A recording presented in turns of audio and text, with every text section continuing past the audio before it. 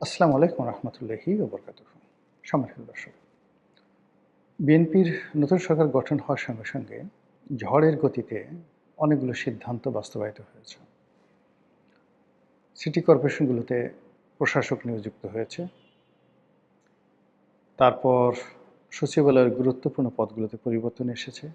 আর সবচেয়ে সেন্সিটিভ যে জায়গা, সেটি হলো ক্যান্টনমেন্ট, সেনাবাহিনী। সেনাবাহিনীর যে সকল কৌশলগত পদপদবি রয়েছে, যেমন ডিজিএফআই, সিজিএস থেকে শুরু করে নবম ডিভিশন, এ সকল প্রতিষ্ঠানের প্রধান রূপে ইতিপূর্বে যারা দায়িত্বরত ছিলেন তাদেরকে ঝড়ের গতিতে অপসারণ করে নতুন এবং পছন্দের মানুষকে বর্তমান সরকার নিয়োগ দিয়েছে, এবং এটাই স্বাভাবিক। এখন প্রশ্ন হলো যে এগুলো নিয়ে এত বিতর্ক হচ্ছে কেন, বা এত দ্রুত এই কাজগুলো করাটা সরকারের জন্য সঠিক হয়েছে কি হয়নি, বা এটার ফলাফল কী হতে পারে, এই বিষয়গুলো নিয়ে খুব সতর্কতার সাথে আলোচনা করার চেষ্টা করব। এমনি আমি সাধারণত বিচার বিভাগ নিয়ে এবং সেনাবাহিনী নিয়ে কোনো কন্টেন্ট তৈরি করি না। সময়ের প্রয়োজনে যখন কোনো কথা বলতে হয় যথেষ্ট সতর্কতা অবলম্বন করি। এই কারণ হলো এই দুটো জাতীয় প্রতিষ্ঠান যথেষ্ট স্পর্শকাতর, এবং আমি মনে করি যে কোনো যারা নাগরিক রয়েছেন, দায়িত্ববান নাগরিক, তাদের উচিত হলো এই প্রতিষ্ঠানগুলোর সম্পর্কে যথেষ্ট যাকে বলা হয় দায়িত্ব নিয়ে তারপর এদের পক্ষে বিপক্ষে বা এদের নিয়ে আলাপ আলোচনা করা। আদারওয়াইজ এদেরকে নিয়ে কথা না বলাই ভালো। তো সেনাবাহিনীতে যেটি হচ্ছে, ইউনূস জমানাতে যেটি হয়েছিল সেটা আমরা যেটা বাইরে থেকে শুনেছি খোলামেলা, যেহেতু সেটা সাবেক জমানা, সেই সাবেক জমানা সম্পর্কে বলা যায়। তো যেখানে আমরা শুনেছি যে সেনাপ্রধান ওয়াকারুজ্জামানের সাথে ডক্টর মোহাম্মদ ইউনূসের কোনো সম্পর্ক ছিল না। ২ নম্বরে যেটা হলো যে ডক্টর ইউনূস বারবার সেনাপ্রধানকে পরিবর্তন করার চেষ্টা করেছেন, পারেননি। আবার সেনাপ্রধানের কাজকে বাধাগ্রস্ত করার জন্য কৌশলগত যে পদপদবিগুলো রয়েছে, তিনি সেখানে তার পছন্দের কয়েকজন লোক, মানে তার নিজের তো আসলে এরকম পছন্দের কেউ নেই, তাকে বুদ্ধি দিয়েছে যে এই ভদ্রলোকে যদি নিয়োগ দেওয়া হয় হয়তো জামাতের হাত শক্তিশালী হবে, এই ভদ্রলোকে যদি নিয়োগ দেওয়া হয় তাহলে বিএনপি দুর্বল হবে, আওয়ামী লীগ অপদস্থ হবে এবং তিনি শক্তিশালী হবেন, এবং সেই অনুযায়ী তিনি সেই কাজগুলো করার চেষ্টা করেছেন, কিন্তু সেগুলো হয়নি। শোনা গিয়েছিল যে সেনা সদরের সঙ্গে যমুনার দীর্ঘদিনের কথাবার্তা বন্ধ ছিল, এমনকি মুখ দেখাদেখি বন্ধ ছিল। এবং এর মধ্যে আবার আমরা কতগুলো নাটকীয় অবস্থা দেখেছি।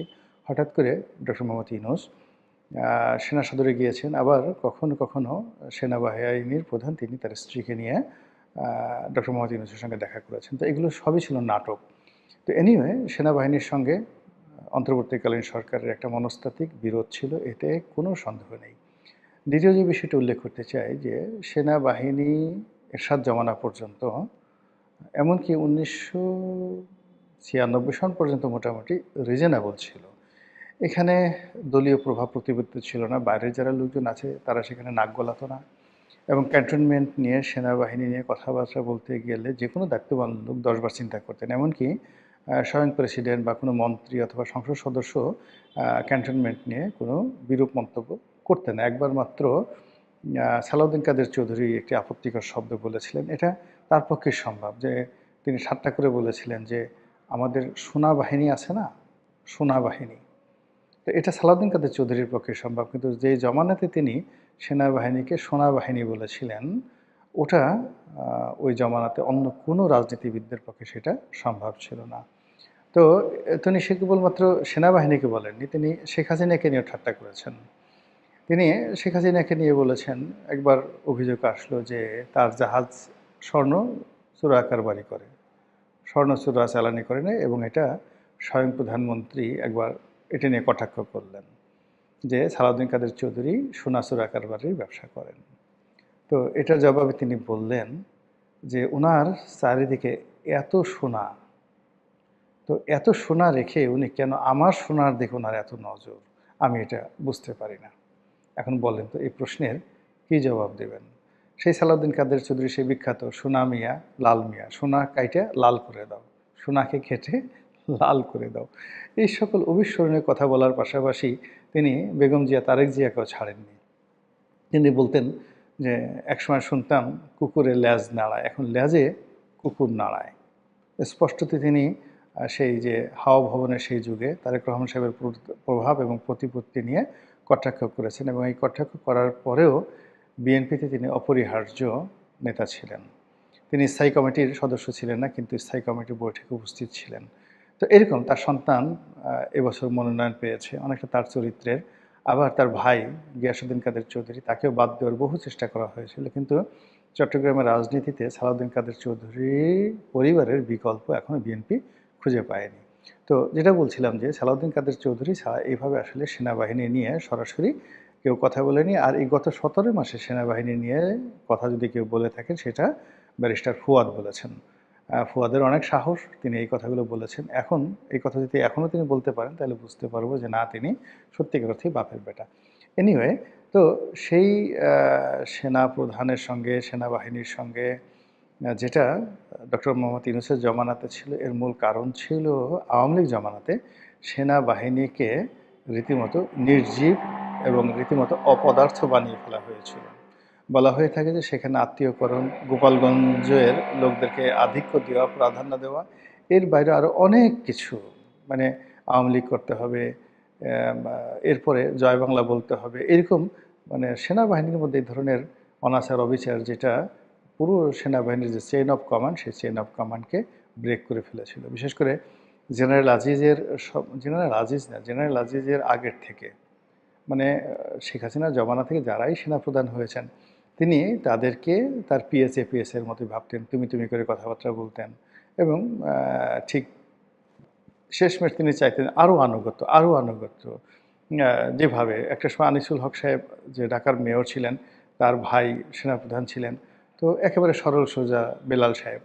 তো তিনি দেখা গেল প্রধানমন্ত্রী শেখ হাসিনা সমুদ্র তীরে খালি পায়ে তিনি ঘুরে বেড়াচ্ছেন, সমুদ্রের পানি তার পায়ে লাগছে, বেলাল আর এক ধাপ এগিয়ে তিনি হাঁটু পানিতে নেমে গেলেন এবং তার সেই সামরিক পোশাক ভিজে মানে একেবারে চুপ হয়ে গেল। এরকম মানে যে যত বেশি নির্লজ্জ হতে পারতো, বেহায়া হতে পারতো, সেটা যে যেখানে থাকুক না কেন, সে রাজনৈতিক আনুকূল্য পেত এবং আমাদের সেনাবাহিনীও সেই আওয়ামী লীগের রাজনীতিকরণ থেকে রক্ষা পায়নি। এই কারণে জেনারেল ওয়াকারুজ্জামান থেকে শুরু করে আওয়ামী লীগ যারা সেনাপ্রধান, সেনাপতি ছিলেন, তাদের সকলের প্রতি বিপ্লবীদের, তারপরে শেষে অন্তর্বর্তীকালীন সরকারের ক্ষোভ ছিল। এবং এই প্রথম অনেক সার্ভিং জেনারেল তারা তাদের কমান্ড ফেলে দেশ থেকে পালিয়ে গেছেন, যেটা এই স্বাধীন বাংলাদেশে কখনো হয়নি। এমনকি 75-এর 15ই আগস্টের সময়টা তো হয়নি। তো এই ঘটনা ঘটেছে এবং তারই প্রেক্ষিতে যখন জনাব তারেক রহমান সাহেব ক্ষমতা আরোহণ করেছেন, আরোহণ করার পরে সবাই বলে থাকেন যে এই নির্বাচন হওয়ার পেছনে, তারেক রহমান সাহেবকে দেশে আনার পেছনে এবং দ্রুত তাকে প্রধানমন্ত্রী বানানো বা তার হাতে ক্ষমতা হস্তান্তর করার ক্ষেত্রে জেনারেল ওয়াকারুজ্জামান শক্ত ভূমিকা নিয়েছেন। আদারওয়াইজ ডক্টর মোহাম্মদ ইউনূস কোনো অবস্থাতেই এই নির্বাচন এত সহজে হতে দিতেন না।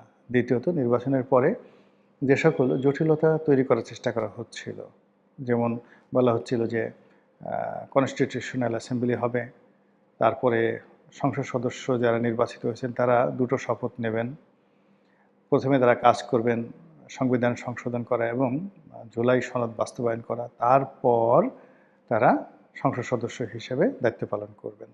এই সকল পরিকল্পনা ভেস্তে গেছে, সকল পরিকল্পনাকে নস্যাৎ করে দেওয়া হয়েছে।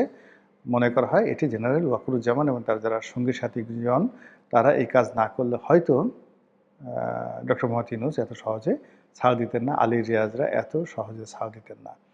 দ্বিতীয়ত হলো যে এই সংসদ নির্বাচন হওয়ার পরেও ডক্টর মোহাম্মদ ইউনূস কতদিন ক্ষমতায় থাকবেন এটা নিয়ে একটা ধোঁয়াশা ছিল।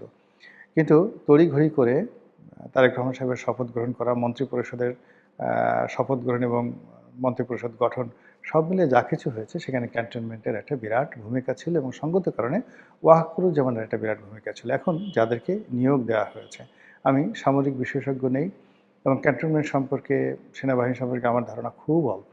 কাজে ওখানে কী অন্তর্দ্বন্দ্ব রয়েছে, কার সঙ্গে কার বিরোধ রয়েছে, কে কার পক্ষে, আমি কিচ্ছু জানি না। কিন্তু যারা জানেন, বিভিন্ন সামরিক কর্মকর্তা যারা এখন ইউটিউবে এসে খুব কথাবার্তা বলছেন, এদের মধ্যে কেউ আছেন যারা জামাতের লোক, কেউ আছেন হিজবুত তাহরীর লোক, কেউ আছেন বিএনপির কেউ লোক নাই, তারা কিন্তু দ্বিধার্সে মতামত ব্যক্ত করে যাচ্ছেন এবং তারা যে কথাগুলো বলার চেষ্টা করছেন যে তারেক রহমান সাহেবের সরকার যে নিয়োগ দিয়েছে, নতুন নিয়োগ দিয়েছে, এই পুরো নিয়োগ প্রক্রিয়াই জেনারেল ওয়াকারুজ্জামানের বিরুদ্ধে যাবে। ২ নম্বর হলো যে এখানে যারা নিয়োগ লাভ করবেন এতে করে জনাব ওয়াকারুজ্জামানের ক্ষমতা সংকুচিত হবে। এমনকি আগামীতে যদি তাকেও মানে বাদ দেওয়া হয় জেনারেল নাসিমের মতো করে, বা অন্যান্য ইতিপূর্বে যে সকল সেনাপ্রধানকে বাদ দেওয়া হয়েছে সেভাবে যদি তাকে বাদ দেওয়া হয়, সেক্ষেত্রে গণতান্ত্রিক সরকারের বিরুদ্ধে তিনি হয়তো একটা টু শব্দ করতে পারবেন না।